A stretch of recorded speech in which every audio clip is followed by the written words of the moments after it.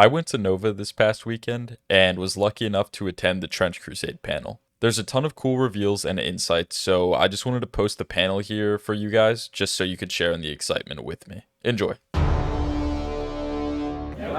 right, welcome. Thank you all for coming out to Nova Open 2025.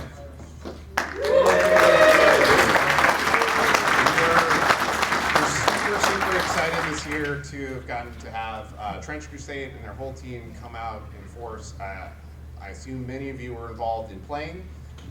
It's going to be bigger and better next year. So we're really privileged to have the opportunity to have many amazing folks from the Trench Crusade team here to give you a special sneak peek. This is one of the first times we've done this with any company outside of doing Games Workshop reveals, so this is a really, really cool opportunity. So thank you all for joining, and I want to invite to the stage an incredible designer who has years and years of experience doing little games like Mordheim, which you might have heard of it, right? And a bunch of other things too. And so it's my privilege to introduce Thomas to the stage to tell you all about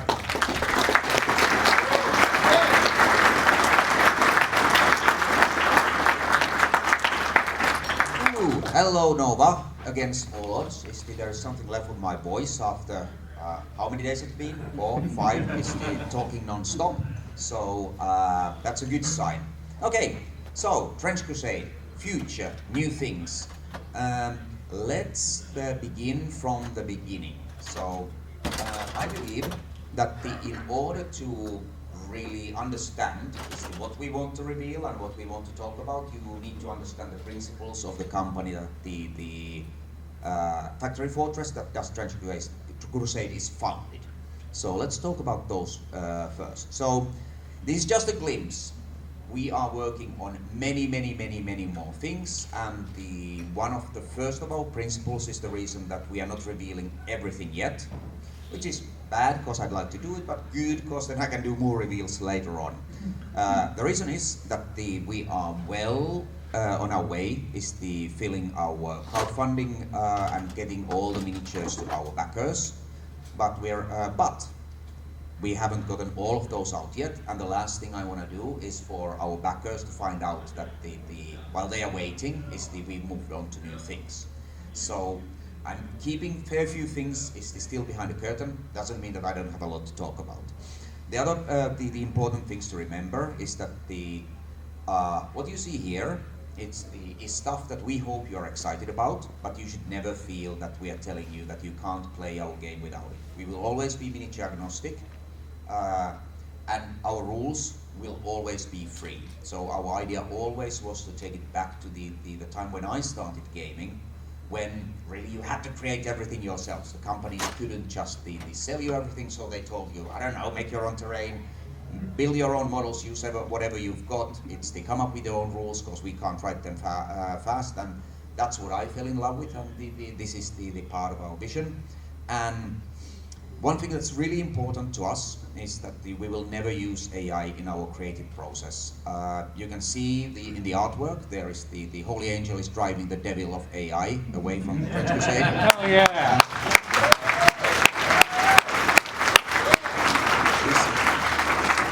This hobby has always been about human creativity. Like at the end of the day, people call me game designer, but what I see is my job is to enable the creativity of the hobbyists, because that is the real hobby. I mean, it isn't just about buying stuff or the attending a tournaments, which all I love is things I do love and like. But at its core, this is about you being creative, is using your free time, is using the gifts and the inspiration you got from the stuff that us in the industry make, is and coming up with something of your own. And this is why I think using anything that's not done with human creativity is just against our ethos and principles.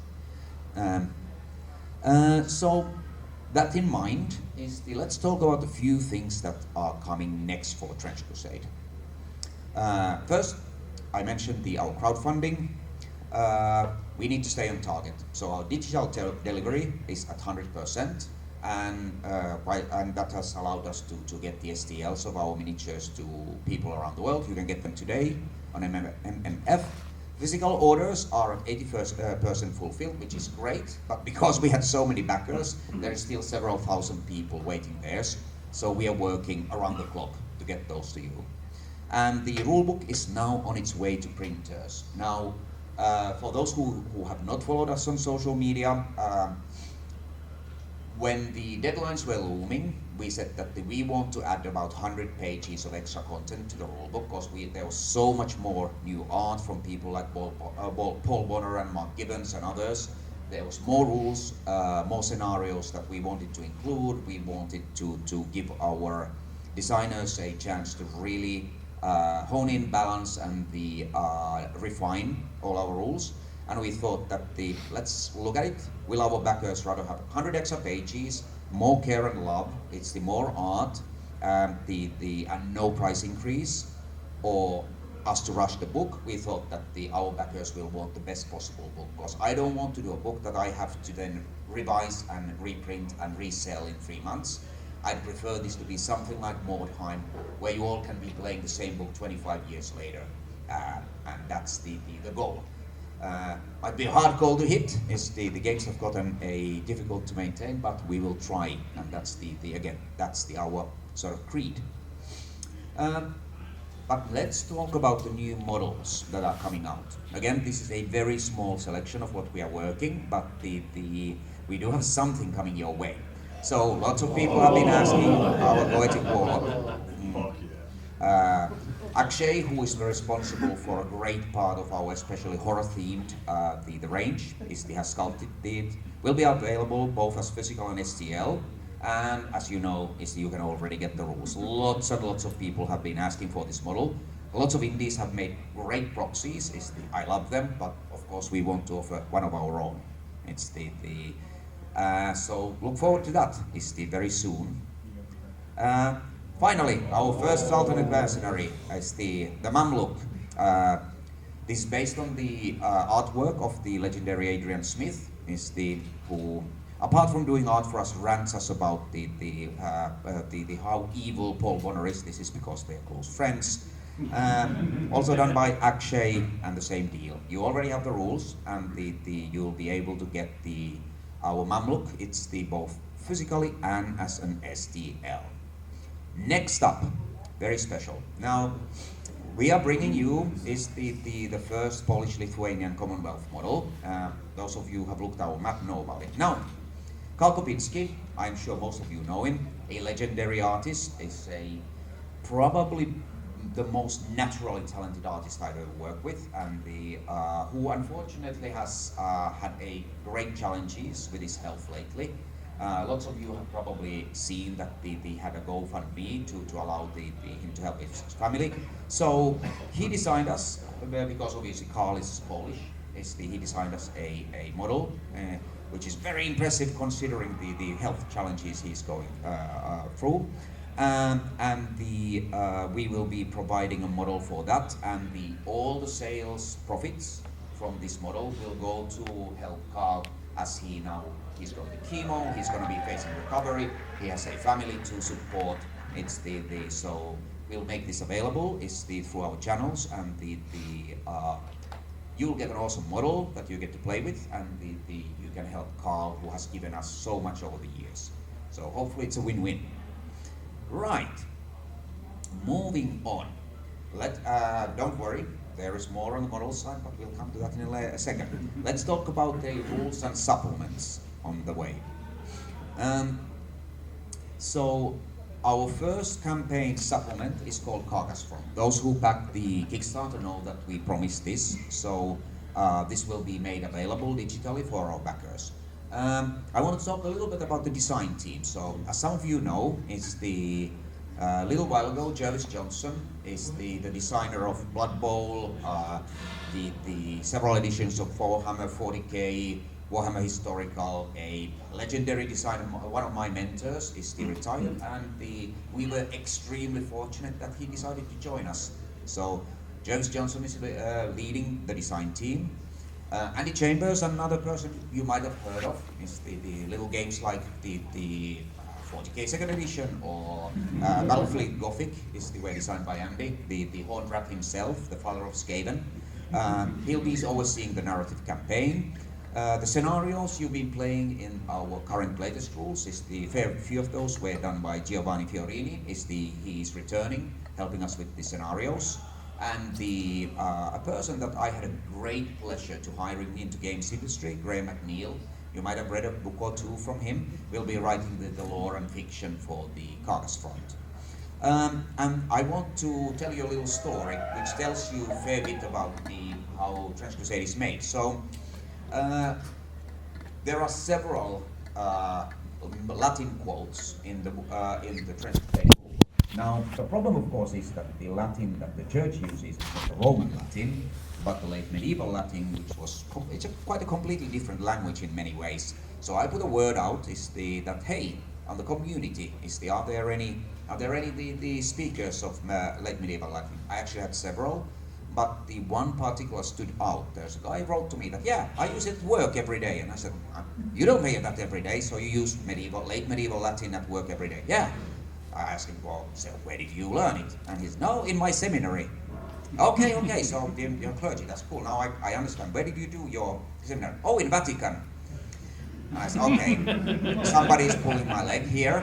But it all checked out, because obviously we know who backed us, and I knew we had several backers from Vatican, but I thought they'd be the Swiss Guard, because military is usually in war games, but no.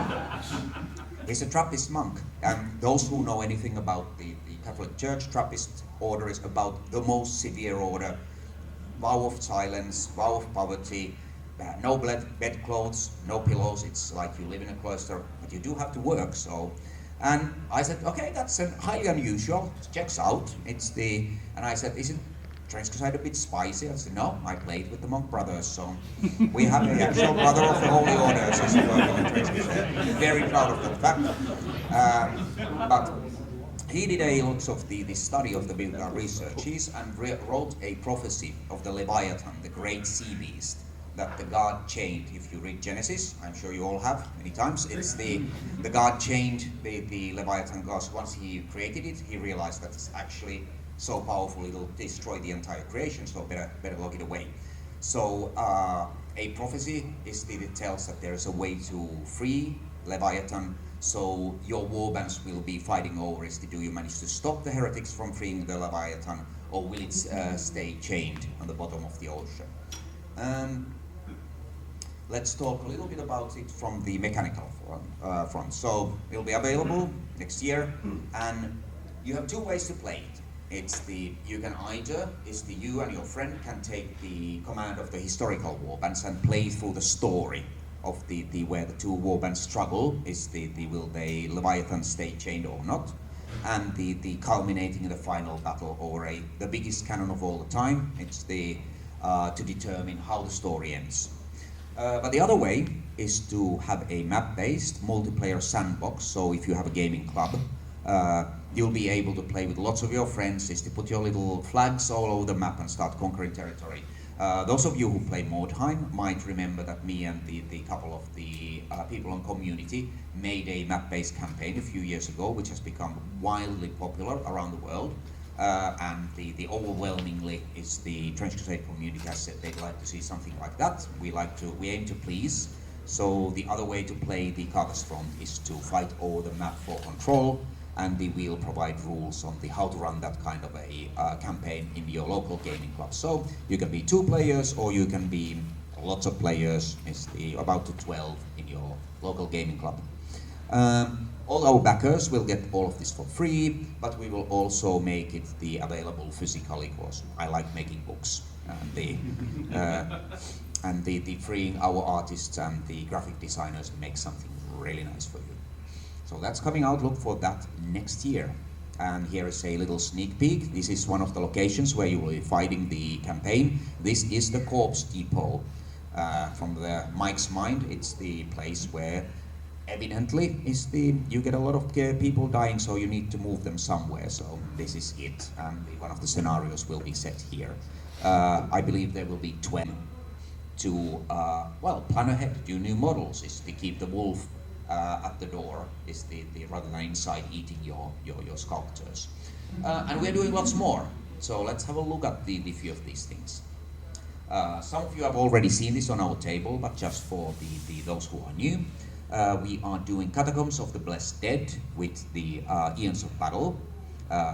So lots of the indies have created great trench works, but of course that's what everybody is doing, and we wanted to provide the different kinds of terrain. This is inspired heavily by the catacombs under Paris and also the celebrated catacombs of the Capuchin monks. If you ever go to Rome, go there. You'll be in a place where everything is made out of human bones. There's 3 imperial princesses on the ceiling, with the wings made out of bones of other humans. It's a very healthy place to visit. So we wanted to bring that the vibe into it, and of course we loved what the Eons of Battle are doing. They have a video on how they built their board, how they use it, and this will be available on GameFound tomorrow. And I am also a long-running D&D DM, so I am going to use it for Trench Crusade, but I'm also going to use it for my dungeons. It's really handy. It's right scale as well. And you can see here, they are doing all sorts of other things with this, including models, but our official partnership covers the terrain. Super nice to be again able to highlight a really talented indies to the gamers. Muck and Mire, it's there is a basing set, because it's one thing that we consistently got asked for, and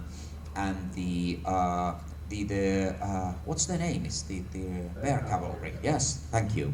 Did a set. I've actually had several of the retailers telling that this has been flying off shelves, which doesn't surprise me, because making nice bases is not easy, and I'm always looking for something at work. I've heard nothing but good things about it. I want to try this out myself. And you can also get a fun stuff like a yeoman to go with it. And you get a cool box, which I think is very important. And then let's talk about our next big collaboration. So the Great Hunger is a collaboration between us and the wonderful people at Creaturecaster. So I know if there is one thing that I get consistently harassed about, is that the Black Grail doesn't have as many the variants as the other warbands. That's because Black Grail is quite difficult to design in order to make a warband that's very different to play with, because there's no point doing just a warband that's exactly the same without losing what makes Black Grail Black Grail. So luckily we've had a great collaboration with the Creaturecaster, and we've been playtesting the rules. I am quite confident you'll enjoy playing them. They have their own unique angle that's based on the hunger that keeps growing. And we've done a full lore and rules set in collaboration with them. So there's some cracking art that's been done for it. Here you can see Matatot Hag, lots of children. Those of us with families know exactly what this is about. And there are some cracking miniatures. Now, some people will want to use these as just standard Black Grail, or use them as part of their dirge, and some will want to use it as the Great Hunger Warband. We are equally happy with both. Yeah. So another thing that consistently gets asked is, can we please get a model with the Black Grail shield? So ask and you shall be given.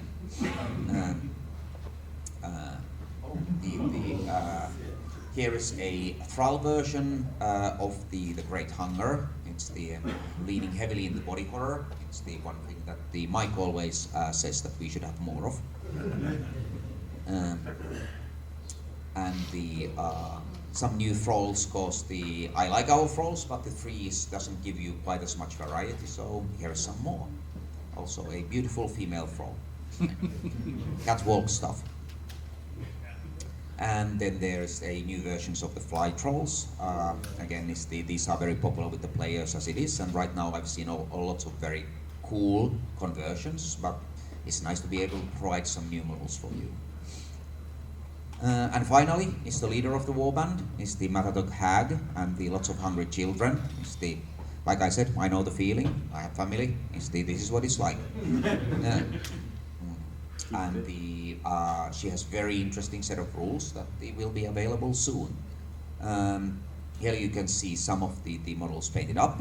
And I think they have a really nice, unique feel of their own that the sort of still works with the black rail, and yet you can make it sort of stand out and be separate, have its own separate identity. I think this is what we want from our collaborations. What I loved about the Red Brigade is that you totally get it, that is part of the new Antioch, and yet it's clear its own faction, both gameplay-wise, lore-wise, and especially importantly, model-wise. And you'll be able to get in on the action. It's in October, so look forward to that. We'll be obviously featuring that in our social media. And that was my full, the original, the presentation. However, there was a transmission through the secret channel from the catacombs of the new Antioch, somewhere in a hidden laboratory in Europa. I have one more thing to show you. So let us see if so there is a machine, is of unknown origin, is doing something Trench Crusade related somewhere. The camera cut off here, but that bit at the end was a heavy implication that Trench Crusade will be getting plastic kits. The fact that plastic kits are coming means Trench Crusade will probably be seen in stores, which is huge for the game's growth. The direction that Tomas and co are taking the game is very reassuring to me. There's always the concern that people get money from Kickstarter and piss off to do nothing with the game, or the bare minimum at best. The team is prioritizing their commitment to the Kickstarter backers while working on new content through a variety of mediums. It seems the developers are hard at work getting us the content we want for the game, while ensuring the great quality we can expect from their competitors. If I had any doubts in the Trench Crusade team, they would have been thrown out the window after listening to Tomas's insights. I'm very excited to see what the future has in store for the game, and I hope you are too. So yeah, that was the Nova panel. Pretty cool stuff. Alright, see ya.